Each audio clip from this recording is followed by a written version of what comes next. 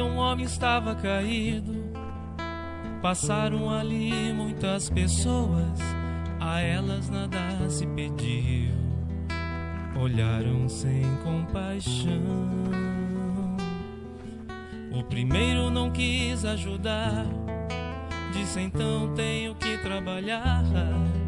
O segundo tinha um compromisso, atrasado não podia chegar. E saíram comentando assim: coitado, não pode levantar.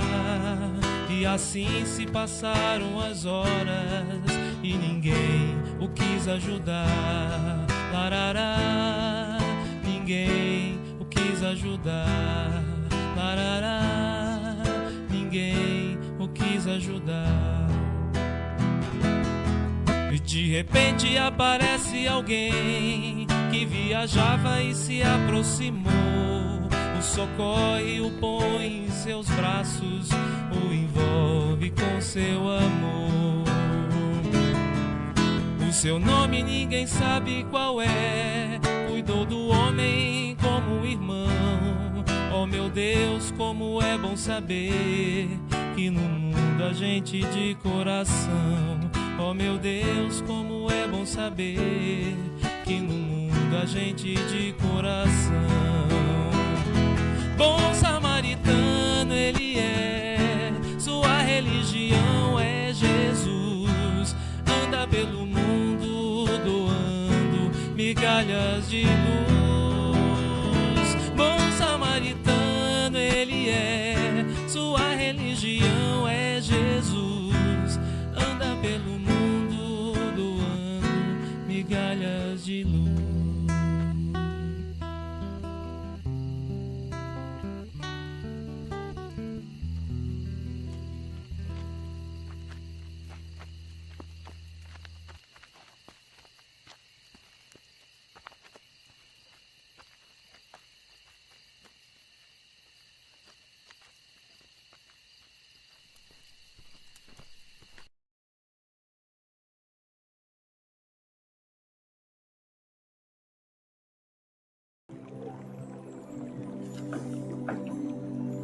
Olá, meus amigos, muito bom revê-los mais uma vez, por esse convite dessa casa, sempre bom estar com todos.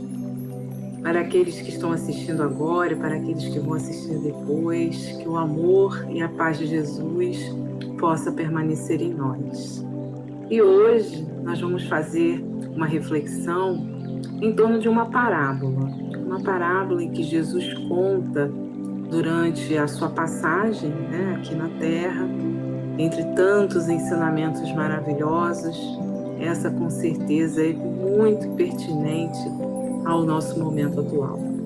Então convido a todos nesse instante para a leitura da nossa página, para que nós possamos já entrar em contato, em comunhão com esse momento de reflexão, e depois faremos a nossa prece.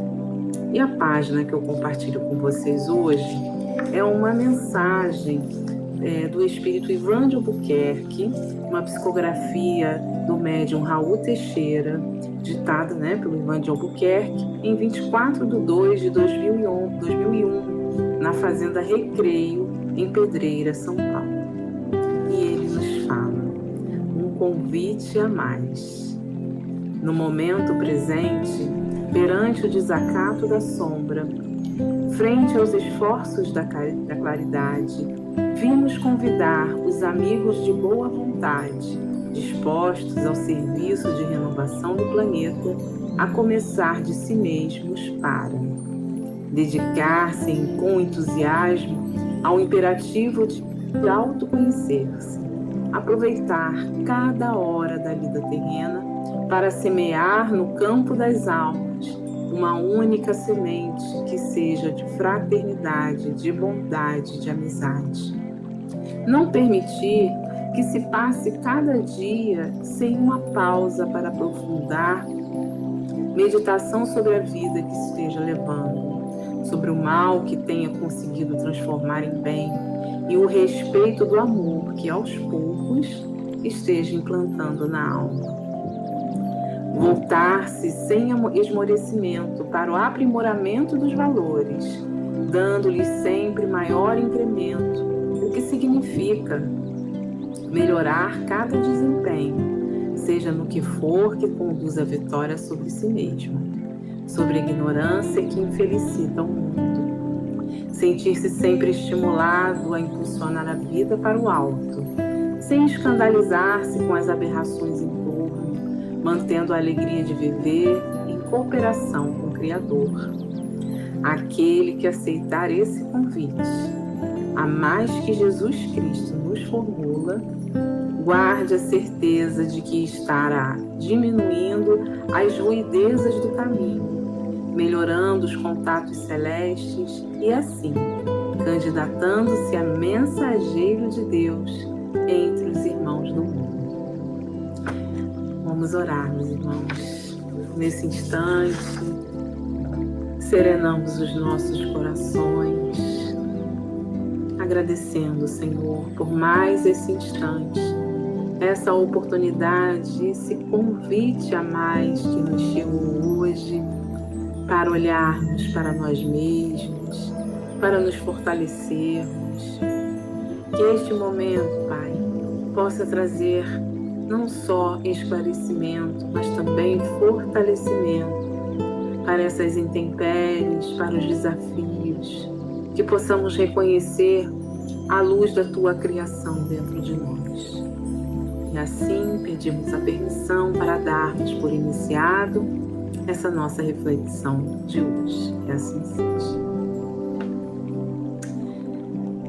Em um tempo em que Jesus caminhava em suas vivências entre os apóstolos e tantos companheiros na vida terrena, ele tinha sempre como objetivo aproveitar cada momento de lição de vida, né, para todos nós. E ele também não tinha ali a propósito de perder tempo batendo de frente com a cultura da época, de ficar estabelecendo verdades e competições. Ele estava ali sempre direcionando o olhar para o problema e não para as pessoas em si, pelo que as pessoas faziam, mas pela atitude que elas tomavam. Porque era importante que desde aquela época, né, ele traz essa mensagem do conhecimento de si mesmo, que a doutrina espírita vem confirmar para nós, lá no Livro dos Espíritos, né, questão 919, Kardec faz essa pergunta, nos chamando a atenção para o sentimento que temos muitas vezes de termos conhecimento, sabemos das coisas que precisamos se corrigir, mas mesmo assim temos dificuldade. Então, qual seria o caminho? É o autoconhecimento. Assim como muitos filósofos, muitos espíritos que passaram pelo nosso planeta e que deixaram também essa reflexão. Bem, Jesus, ele tinha, apesar de ele não ter essa pretensão, né, de criar conflitos, de bater de frente, ele sempre aproveitava alguns momentos da rotina daquele povo para que eles mesmos pudessem se questionar, para que eles mesmos pudessem parar para refletir sobre a forma como eles viviam, como eles pensavam, como eles agiam. E já existia ali, claro, né, o homem em seu caminho de imperfeição, ainda uma tendência muito grande de segregação, de imposições de verdade, o uso do poder para manipulação, né, para poder, muitas vezes, centralizar as ideias e a forma de viver. E assim, naquela época, havia ali já uma grande rivalidade, uma grande disputa de conhecimento. Ora, os judeus, eles acreditavam, né, eles tinham um ensinamento que está ali na Torá, e que acreditavam de uma forma muito rigorosa nesses ensinamentos, e muitos povos periféricos, né, eles acabavam, que sofreram inclusive com invasões, com guerras, e influências de povos que não pertenciam àquela área, né, com culturas muito diferentes, acabaram muitas vezes destoando desse grupo, dos judeus. E um caso desse era a Samaria, né? Samaria tinha essa característica de respeitar alguns pontos, né? Dos rituais, de alguns conteúdos, mas também decidiu, né? O povo acatou algumas outras culturas, algumas outras formas de trabalhar aqueles ensinamentos, e por isso eles eram segregados, né? Eles tinham ali havia uma certa rivalidade, um certo desprezo, e também um certo conflito sempre acontece dos dois lados, né? Então os samaritanos, eles também eram vistos como rebeldes, como heréticos, por não seguirem exatamente aquele padrão de comportamento, fugirem, né, um pouco desse padrão. E Jesus tinha acabado de passar por Samaria, tinha acabado de ter aquela conversa com a mulher samaritana, fez questão de passar por aquele caminho, apesar de ser um caminho mais distante, mais difícil, porque ele precisava mostrar que a mensagem era para todos, que todos, sem distinção, são filhos de Deus, que não há essa separação que nós, ainda como imperfeitos, insistimos, né, de segregar nossos irmãos. Consideramos Deus nosso Pai, mas nem sempre consideramos outro como nosso irmão, sendo ele também filho de Deus. É sempre uma coisa assim que nos deixa bem reflexivos, né? Como que nós ainda temos esse poder de segregação tão forte dentro de nós. E então, já havia como essa questão do preconceito, Jesus trabalhava muito bem isso dentro dos seus ensinamentos, na sua própria postura, a postura de não julgar, né? De olhar o outro como um irmão, com o seu potencial, com as suas dificuldades, com as questões que já haviam sido conquistadas e com aquelas que ainda precisavam ser conquistadas. E nesse sentido, ele então é interpelado por um doutor da lei, um homem que dominava, né, o conhecimento. Essa narrativa está em Lucas,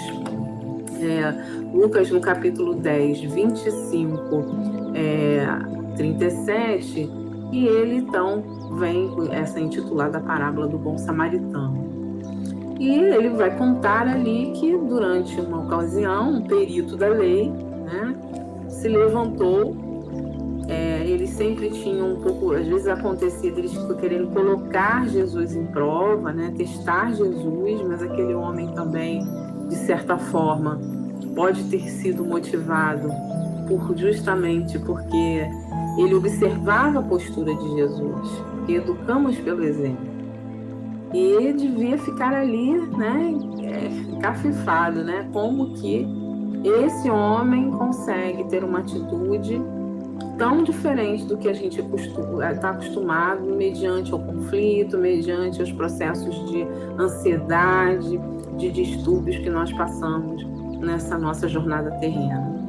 E ele então pergunta a Jesus: Mestre, o que preciso fazer para herdar a vida eterna? Jesus, que falava muito dessa vida eterna, trazendo um ponto de vista e reforçando essa conexão nossa espiritual, né?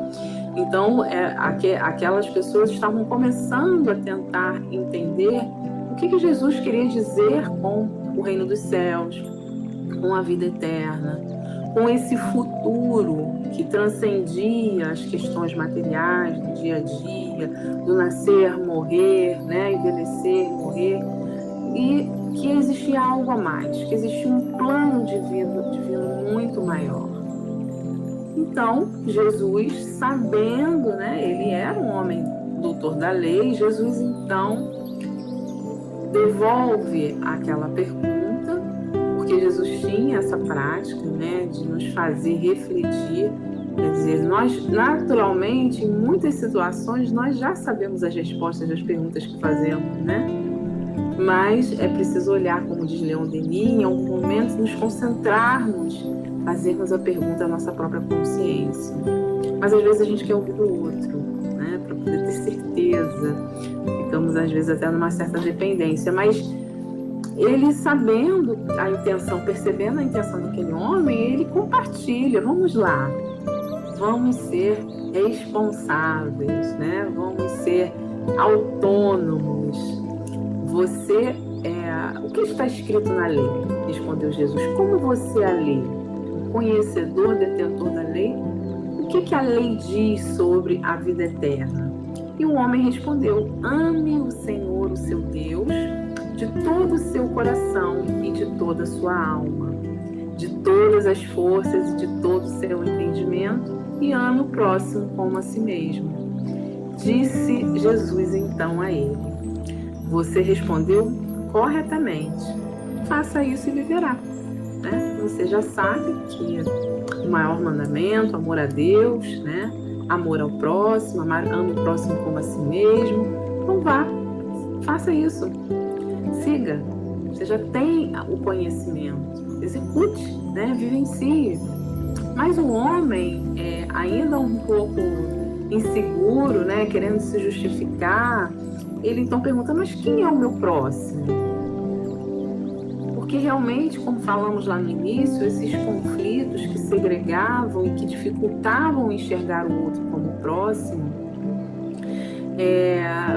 limitavam muito, como ainda até hoje nos limita, a fazer o bem, a dedicar bons pensamentos àqueles que aqueles que nós amamos, né? Jesus vai falar muito sobre essa questão. É muito fácil a gente amar aqueles que nos fazem bem, aqueles que nos agradam, mas o inimigo, não desejar mal a ele, fazer uma prece dedicada realmente a ele, como faríamos a um amigo, esse é um grande desafio, né?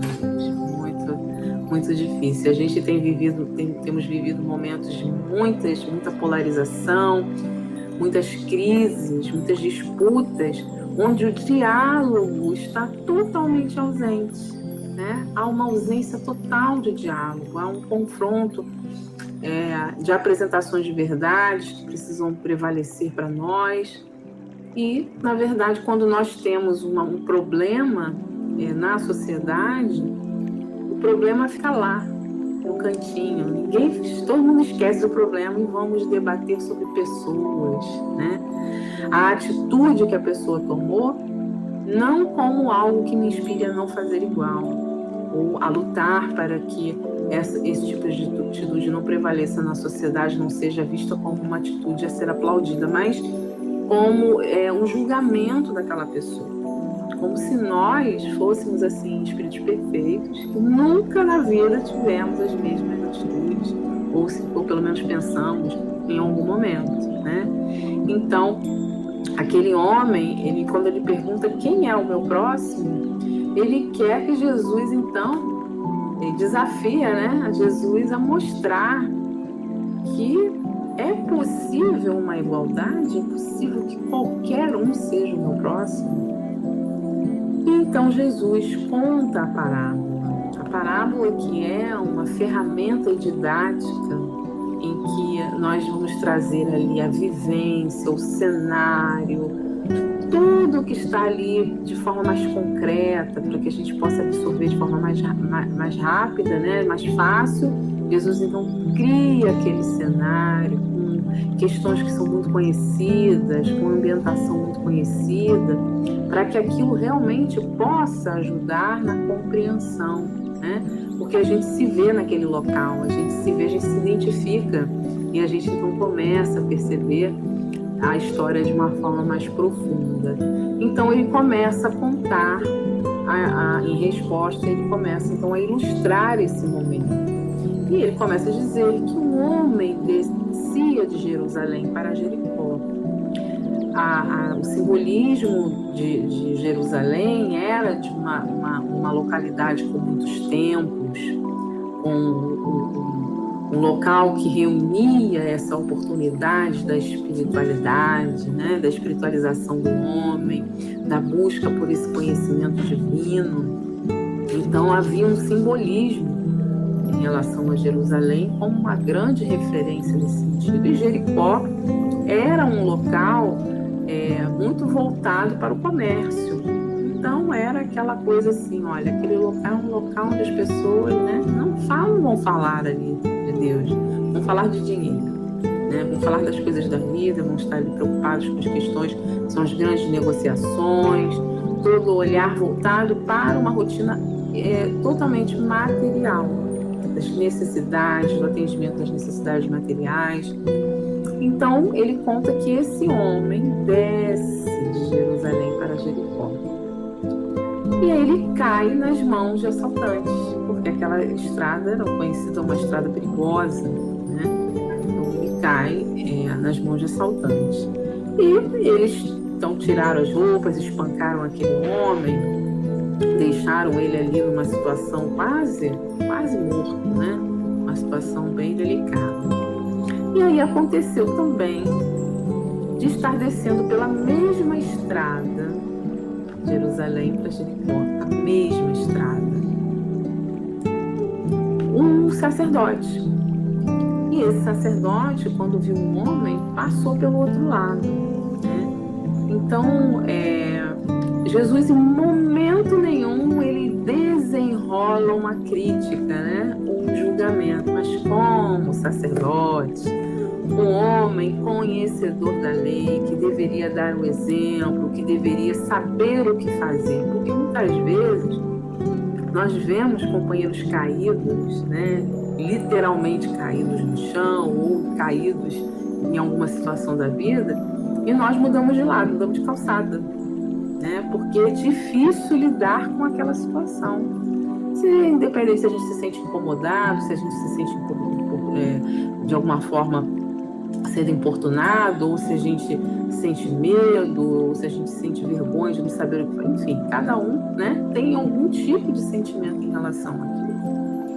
E aí, quando ele olha para aquele homem, ele, vou passar para o outro lado. Foi a escolha daquele homem, né? Jesus não julga a escolha, ele fala do quê? Da atitude. Ele não está ali, em momento nenhum, fazendo fofoca, comentário sobre a vida do sacerdote. E ele, então, segue falando que quando, né, que assim também passa um levita. O levita, ele tem também, é um conhecedor da lei, porque ele cuida daqueles conteúdos, ele tem acesso ao conhecimento. Ele não é tão conhecedor como sacerdote, mas ele tem acesso ao conhecimento. É como se aquelas pessoas que já há muito tempo estudam, vamos dar um exemplo, a doutrina espírita, né? E tem um conhecimento vasto, um conteúdo vasto, né? Que a gente observa, às vezes em determinados assuntos, de forma mais profunda.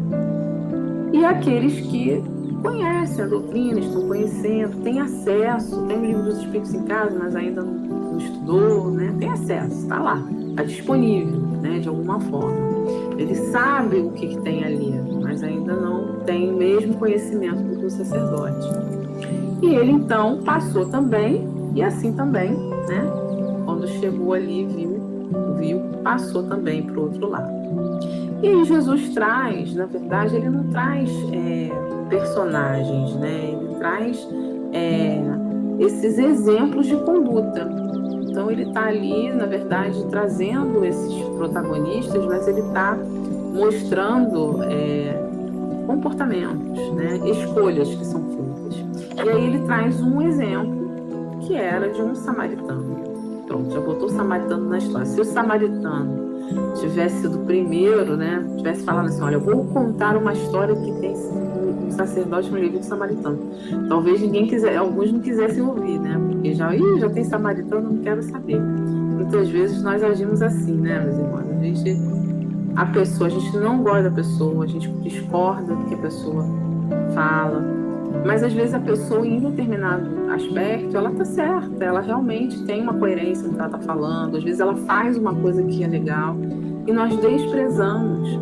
porque ela não pertence ao nosso mundo, nós isolamos, né, essa pessoa totalmente e desconsideramos as coisas boas que ela faz, só vemos o lado ruim. Então, a figura do samaritano, Jesus traz por último para mostrar que a oportunidade está para todos, que todos nós, sem exceção, estamos sendo testados, estamos tendo o convite a mais que o Ivan traz para nós, né? O convite a mais chega para todos. E a situação é a mesma, tá lá, o cenário é o mesmo. Só que ele diz o seguinte: mas um samaritano, estando de viagem, ele não fala desceu de Jerusalém para Jericó. O samaritano estava de viagem, ele estava passando por ali porque ele tinha uma missão, ele tinha um objetivo da viagem da vida dele, era um plano de vida dele. E ele passou, né? Ele chegou, passou por ali e ele encontra aquele homem e quando ele vê, ele é tomado de compaixão.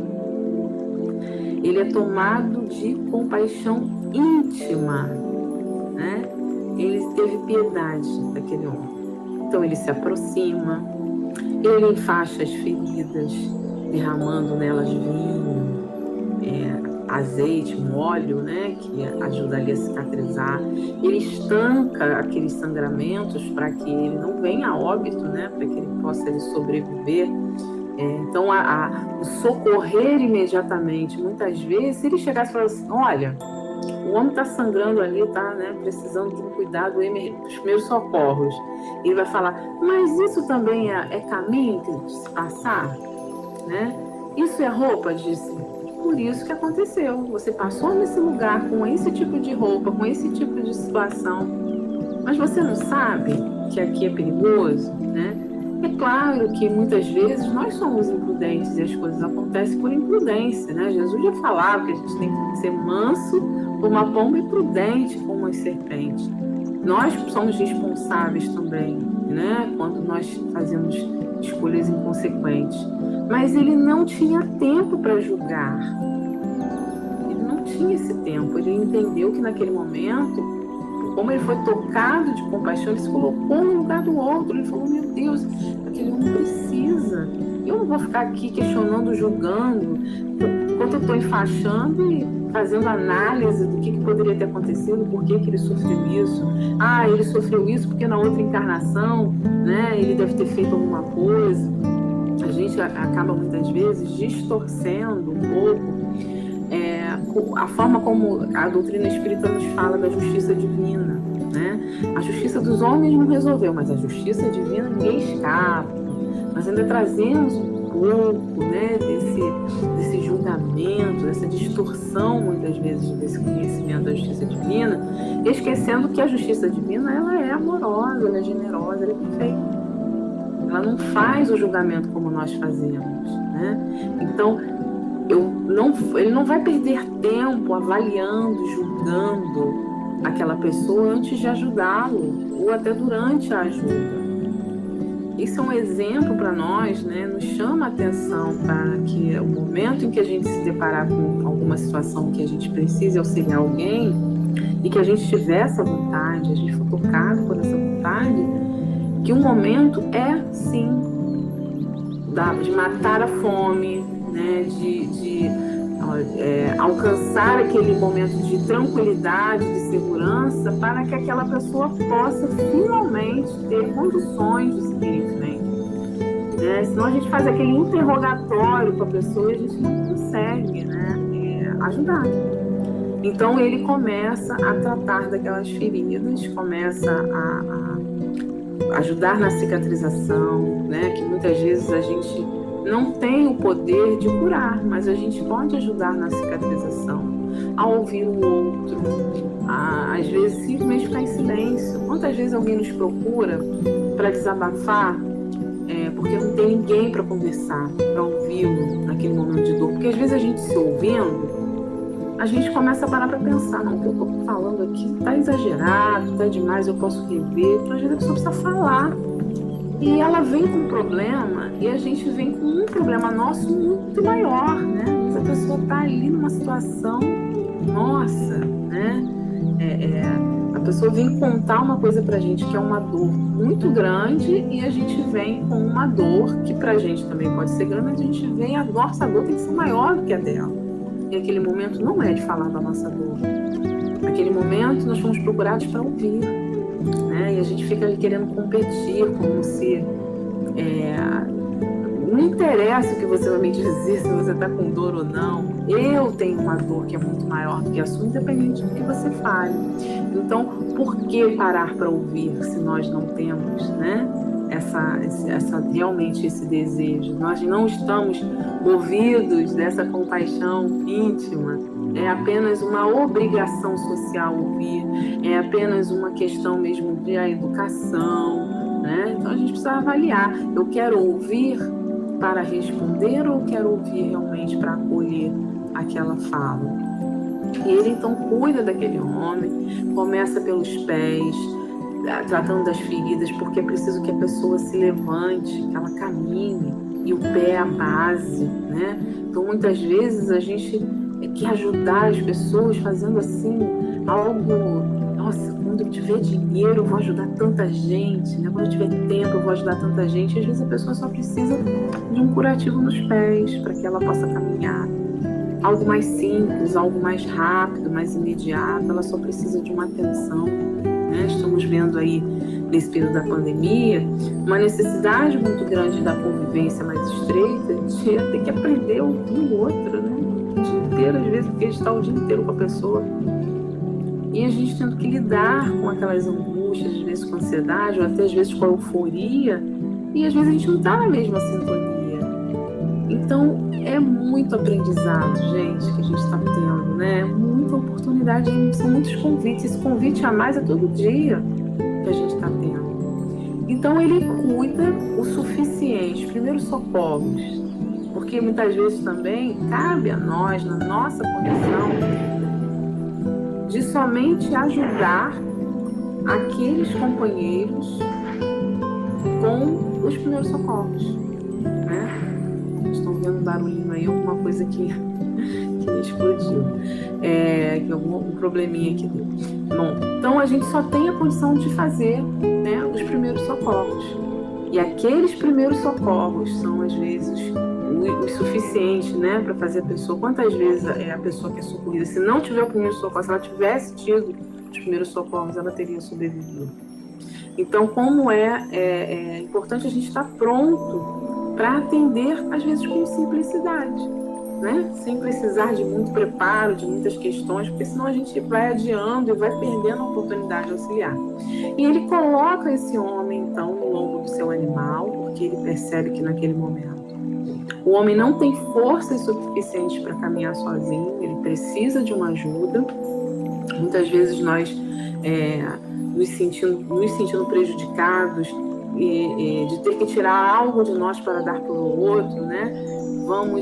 Eu não vou dar o peixe, eu vou ensinar a pescar, mas naquele momento a pessoa precisa do peixe, porque se ela não comer o peixe, ela não vai ter força para pescar, e ela talvez tenha que aprender a pescar, né? Então a gente precisa, tudo tem seu tempo. Então naquele momento ele carrega aquele homem no lombo e leva até uma hospedaria. O que é interessante? O homem bom, um homem de bem, aquele homem que pratica a verdadeira caridade, porque ele não espera reconhecimento, ele não fica ali adiando esses momentos, né? Pondo dificuldade em tudo, ele sabe o que ele tem que fazer. As pessoas confiam nele. Então ele vai na hospedaria e fala, cuide dele, né? Cuide dele, deixou ali 2 denários.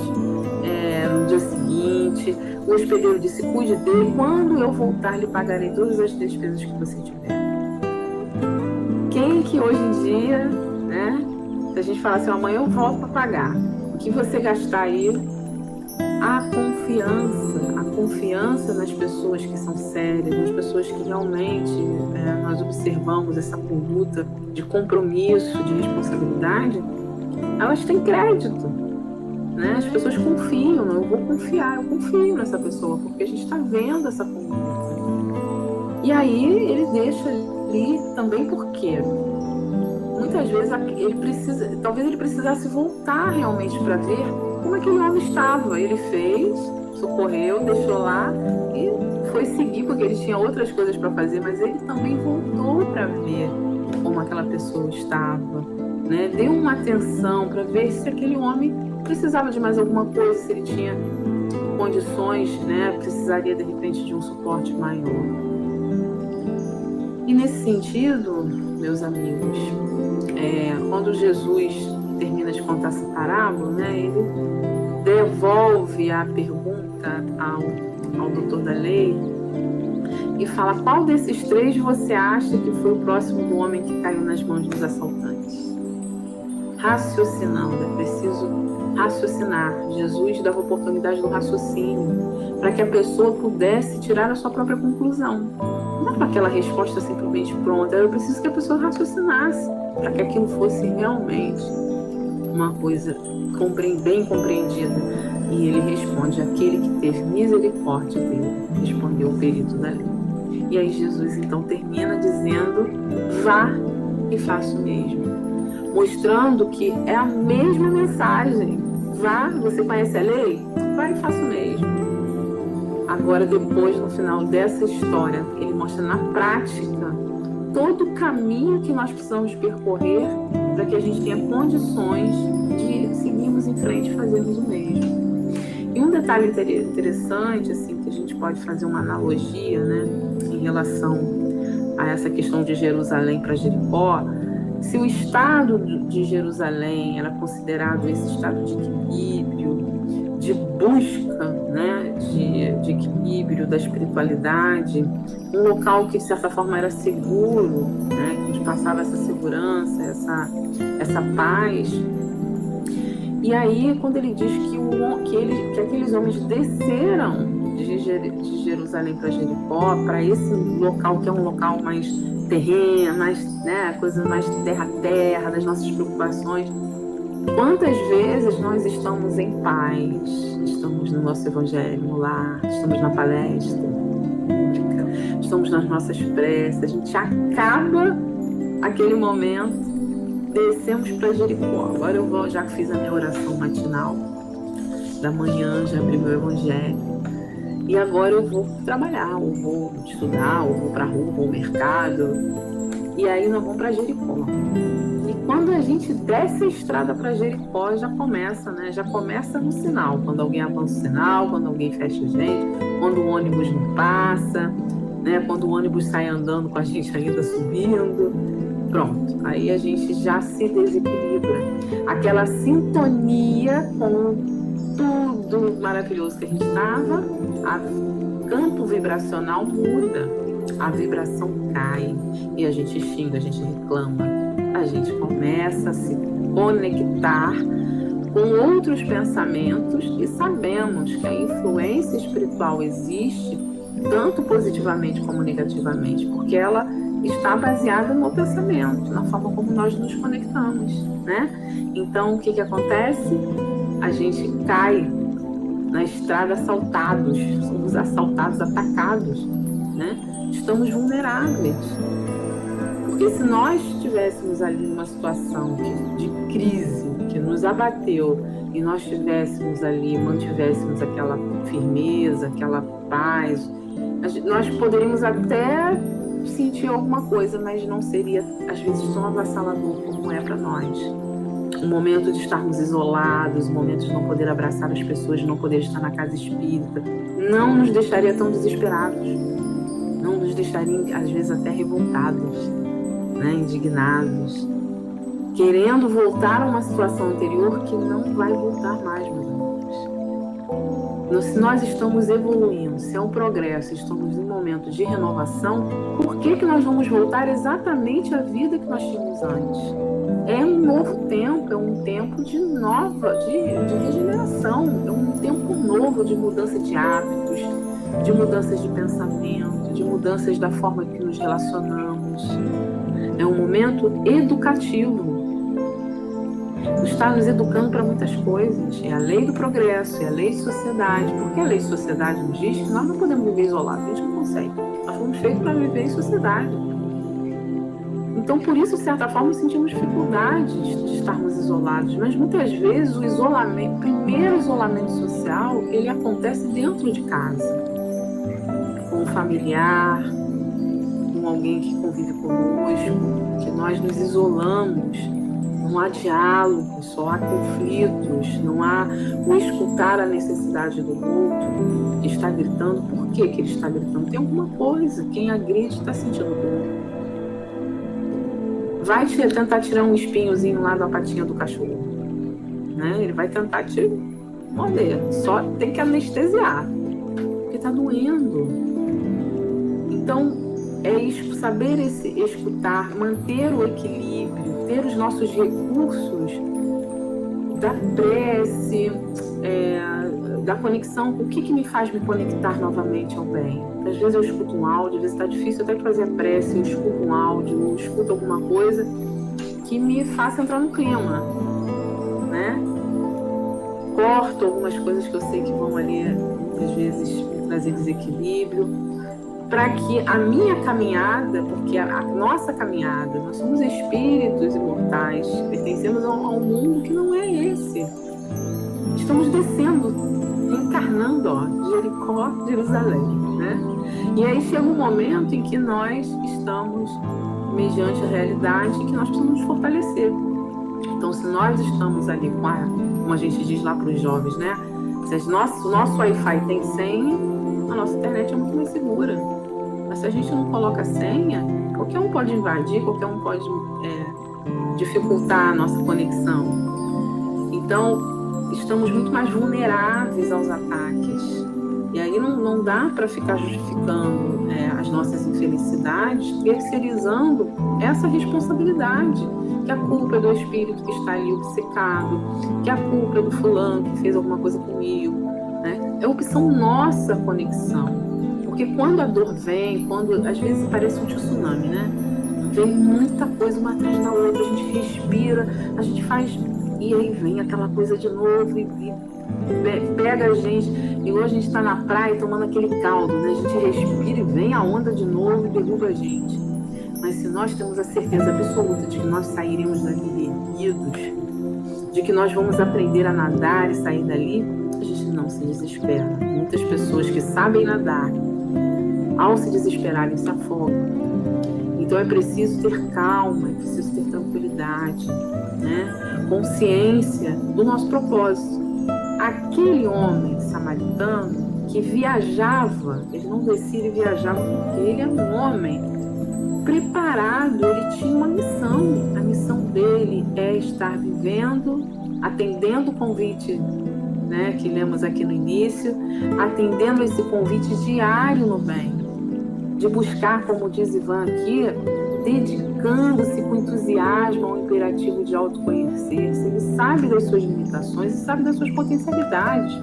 Ele sabe que o caminho, que a caminhada é difícil. O que ele faz? Ele anda com azeite na bolsa. Ele anda com as ferramentas que podem auxiliar. Ele anda lá com o seu animalzinho para ajudá-lo a carregar as coisas, né? Então ele usa essas ferramentas porque ele sabe que ele ainda é incapaz de caminhar simplesmente sozinho, autossuficiente. Nós precisamos nos carregar dessas ferramentas, né, para nos auxiliar. Olha quanta coisa boa a gente tem aí de ferramenta. A doutrina espírita mostra várias, né?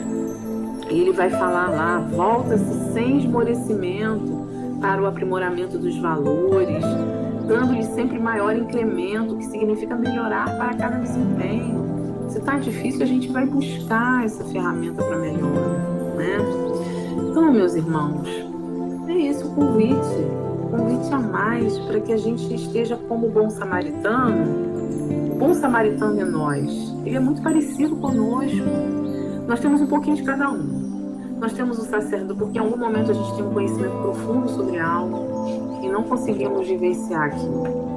Em algum momento nós temos um acesso à informação, mas nós temos preguiça, temos coragem, apontamos dificuldade. Não, depois eu vou ver isso, depois eu vou, né? Porque isso vai exigir esforço nosso. mas também temos um bom samaritano dentro de nós, porque somos movidos de compaixão, porque temos isso dentro de nós. Mas a compaixão íntima, aquela que realmente nos faz agir, precisa ser trabalhada, precisa ser exercitada, para que a gente viaje o nosso caminho, nosso propósito. Quando a gente tem um propósito, pode vir a tempestade que for. Jesus estava lá, certo no meio da tempestade, todo lá desesperado, ele estava certo, ele sabia, ele sabe. Então, para que se desesperar? Para que ficar sem rumo? Se você sabe o caminho a seguir, se você acredita no progresso da humanidade, se você sabe que nós fomos criados, se nós sabemos que nós fomos criados para nos tornarmos homens perfeitos, por que a gente insiste em dizer que a humanidade não tem jeito, que o mundo está perdido, se nós sabemos que o plano divino não é esse? Então, meus irmãos, vamos caminhar ladinho, lado a lado com esse bom samaritano, esse companheiro que nos inspira, né, que nos traz aí esse exemplo maior de que é preciso seguir, que nós podemos fazer, porque esse bom samaritano, ele não foi de um dia para o outro. Jesus usou a figura do homem, da pessoa que mais era odiada ali, mais desprezada, para mostrar que ele poderia ser bom. Nós, às vezes, nos sentimos a pior pessoa do mundo, não consigo fazer, eu sou horrível. E olha, aquela pessoa, se ficasse presa ao rótulo de ser uma pessoa ruim, ela jamais pararia nem para olhar. Ela não ia se predispor, né, a fazer aquela caminhada. Então, que nós possamos nos permitir, nos presenciar, né, com isso. Vamos fazer a nossa prece. Agradecemos, Senhor, por esse instante maravilhoso de reflexão, que a paz possa reinar em nossos lares, em nossos corações, Senhor. Que tudo possa ser claro cada vez mais para nós. Que cada um aqui presente possa se sentir fortalecido e amado por Deus. Que possamos seguir frente, nos preparando sempre, para que possamos também alcançar essa vida eterna que já nos pertence, mas que ainda não a vislumbramos e a respeitamos como ela realmente nos estima. E assim pedimos também por aqueles que estão em sofrimento, por aqueles que estão precisando nesse instante das nossas preces. Muito obrigada, Senhor, muita paz. Meus amigos, é um prazer estar com vocês. Até a próxima.